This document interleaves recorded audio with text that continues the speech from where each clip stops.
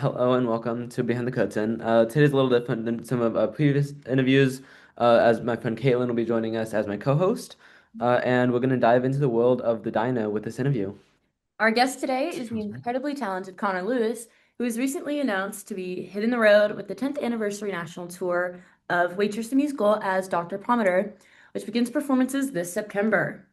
We'll chat about his experiences as a performer, a look into what it takes to prepare for a national tour, performing in such an iconic show, and what inspires him as an artist. So get ready for fun-filled episodes with stories, laughs, and look into what goes on behind the curtain.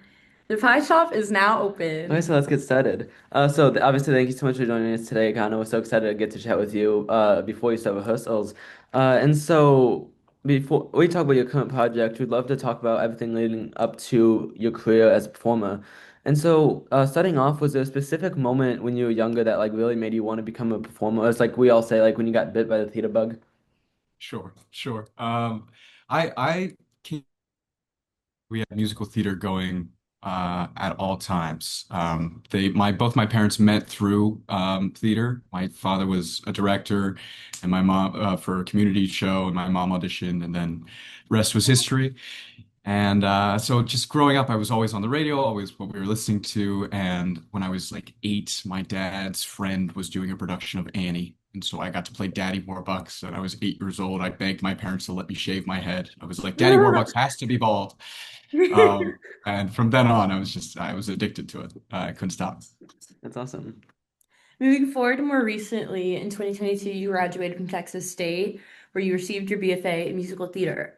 What was your experience like studying musical theater, and how did it help you with your career? Yeah, absolutely. I'm so grateful for my time at Texas State. I had such amazing teachers on the musical theater side, as well as I had some great professors on the acting side.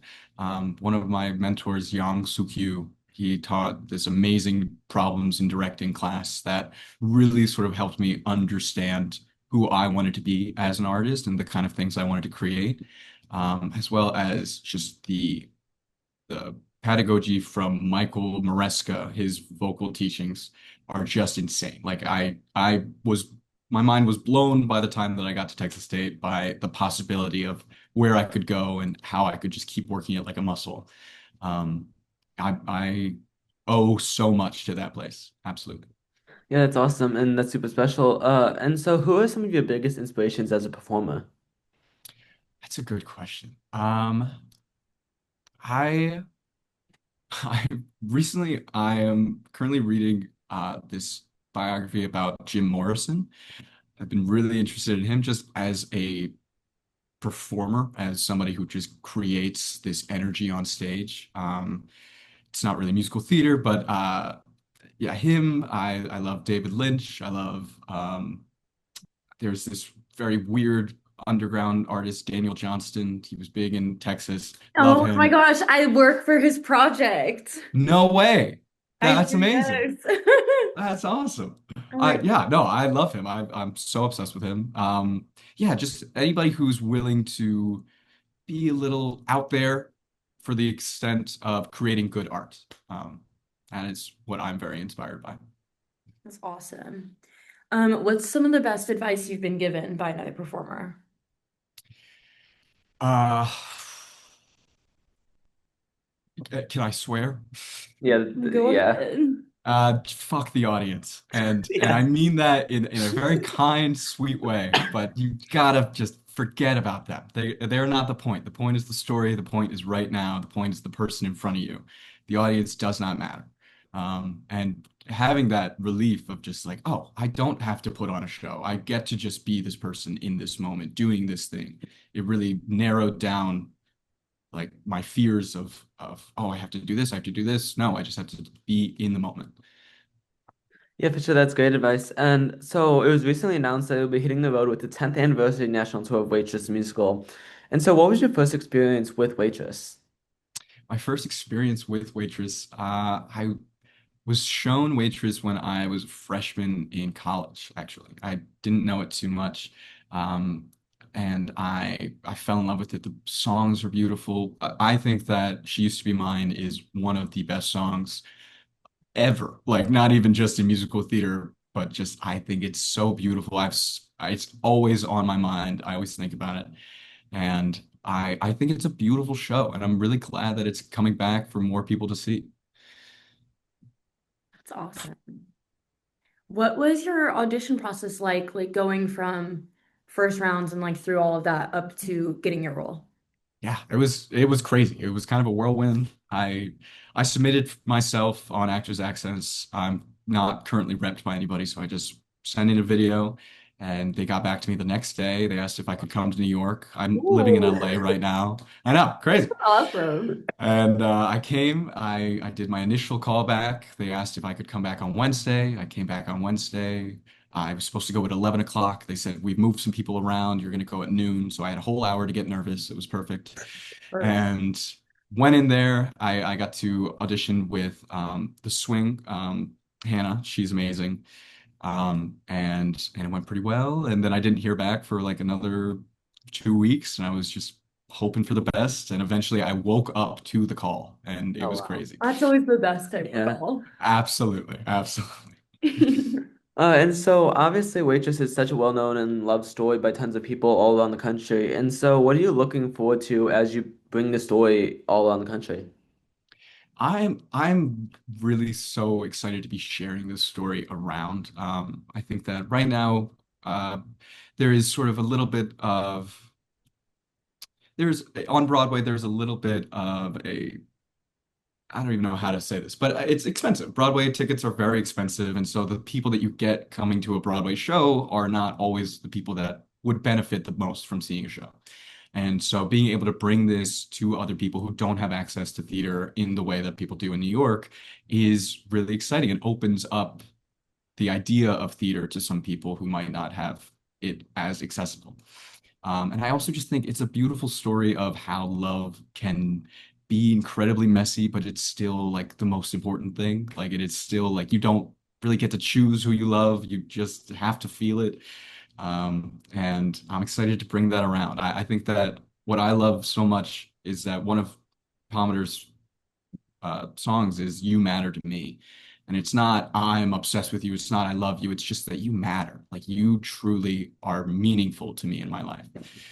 So I'm excited to show that to more and more people. Yeah. Since the tour is about to begin in a few weeks, is there a specific stop that you're like most excited for? Yeah, there's a couple. I'm really excited to go to DPAC in Durham. That's in North Carolina. It's where my family is. In high school, I would go to see shows there all the time, and I always said that one day I'd be up there, and I'm excited to actually get to do it. And I'm also excited to go to the Pantages in LA to see all my friends over there, get to That's show a off a little classic bit. stop. I know, I'm excited. Yeah, for sure. And so before we move on, since Jenna creates different names for pies, we wanted to know that if you could create a name for a pie based on your life, what would your pie be called? Whoa, that's a good question. Um,